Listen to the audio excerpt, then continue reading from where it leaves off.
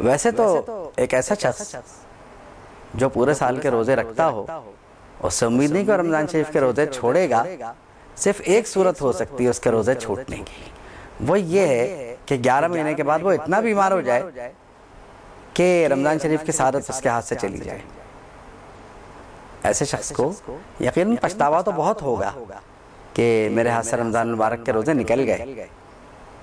یعنی ایسا کوئی بھی دنیا میں نہیں ہوگا جو رمضان شریف کے روزوں کے بغیر پورے سال کے نفل روزے رکھنے کو فخر سمجھتا ہو. مگر نفلی روزوں کے معاملات میں بھی احتیاط ہے. اس احتیاط کو دامنگیر رکھتے ہوئے جتنے نفلی روزے آپ چاہیں رکھ لیں. حدیث شریف میں ایسے روزے کو پسند فرمایا گیا کہ ایک دن آپ روزے سے رہیں، ایک دن روزہ ترک کر دیں. دوسری صورت یہ فرمائی گئی کہ مہینے میں 3 دن کے روزے رہیں.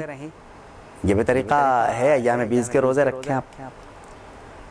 لیکن وہی بات ہے کہ پورے سال کے اگر آپ تو پورے سال کے نہیں ہوں گے، وہ 5.5 مہینے کے روزے ہوں گے، 5.5 کے نہیں ہوں گے.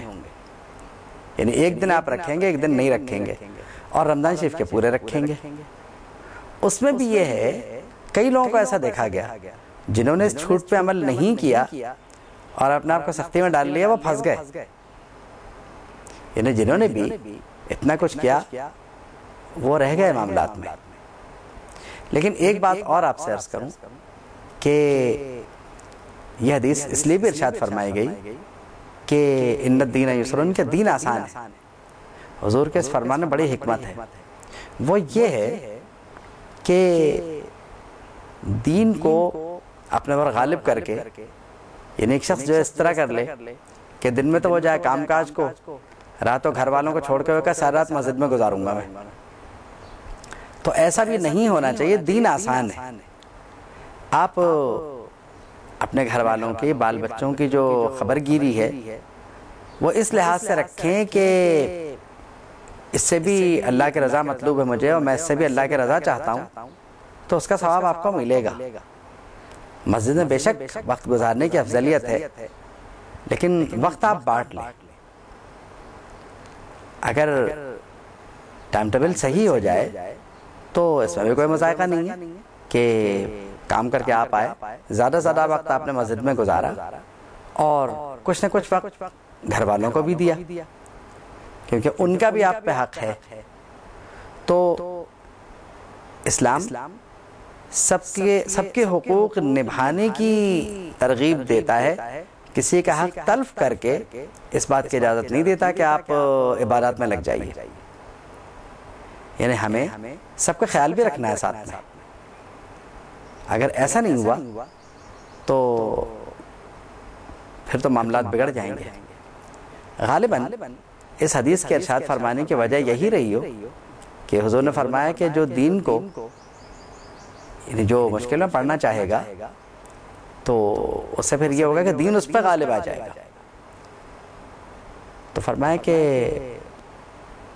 ہونا یہ چاہیے کہ میانہ روی اختیار کرو. اب میانہ روی کا واضح مفہوم یہ ہو سکتا ہے کہ آپ 24 گھنٹے کی تقسیم کر لیں.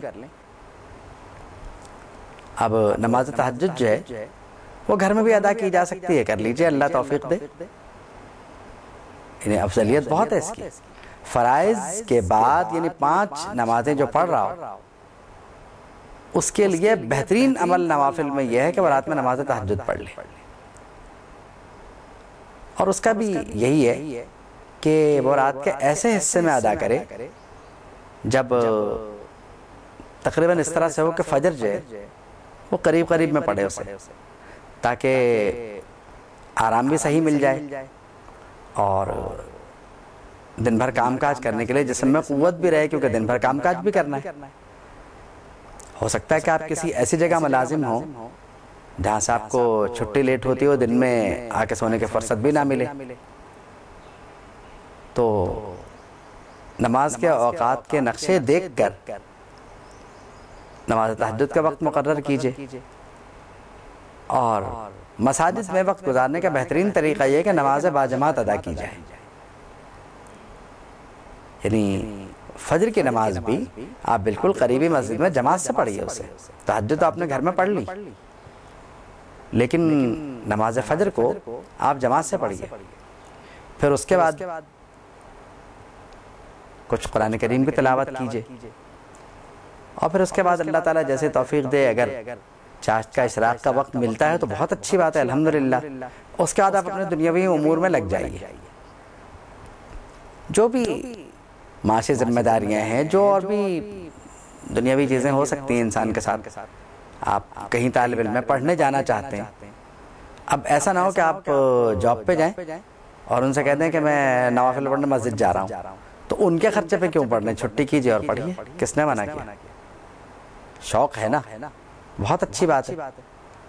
اس صورت میں، اس وقت میں جب آپ کسی آفس میں یا کہیں اور جاب پہ تو جو وقت ہے وہ ان کا ہے۔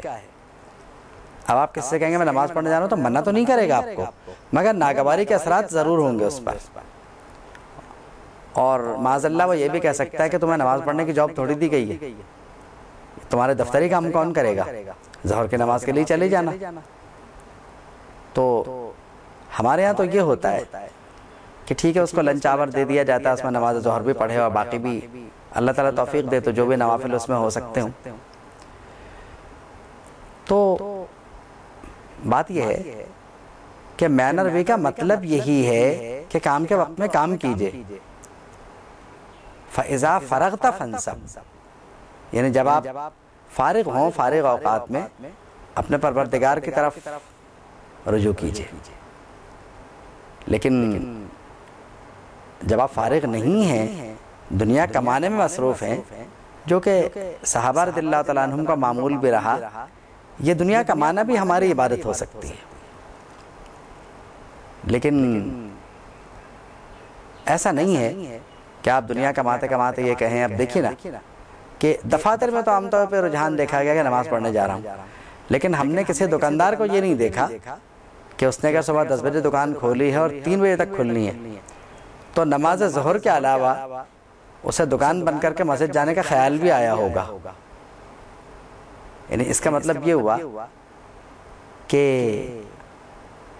دکاندار تو شاید اس لیے نہیں جاتا کہ وہ سمجھتا ہے کہ میرا بہت نقصان ہو جائے گا پیچھے، اور جو دوسروں سے تنخواہ لے رہا ہے وہ دوسروں کے نقصان کی پرواہ نہیں کر رہا، یعنی وہ سمجھ رہا ہے کہ مجھے تو تنخواہ مل ہی جائے گی، دوسروں کا جو نقصان ہو رہا ہے وہ ہو۔ تو ایسا نہیں ہے، وہ وقت چونکہ اس نے آپ سے لیا ہوا ہے تو اسے آپ کو وقت بھی دینا ہے۔ چاشت آپ نے صبح پڑھ لی، اشراق پڑھ لی، اب اس کے بعد اللہ تعالیٰ توفیق دے آرام سے ظہر کی نماز پڑھیے گا، اب کیا مسئلہ ہے، ان کے وقت کا بھی خیال کرنا ہے۔ تو آپ یہ سوچ سکتے ہیں کہ اگر میں کسی دفتر میں ملازم نہ ہوتا، کسی دکان پہ ہوتا، تو کیا میں واقعی اپنے دکان بند کر کے اور پھر مسجد میں نماز پڑھنے جاتا؟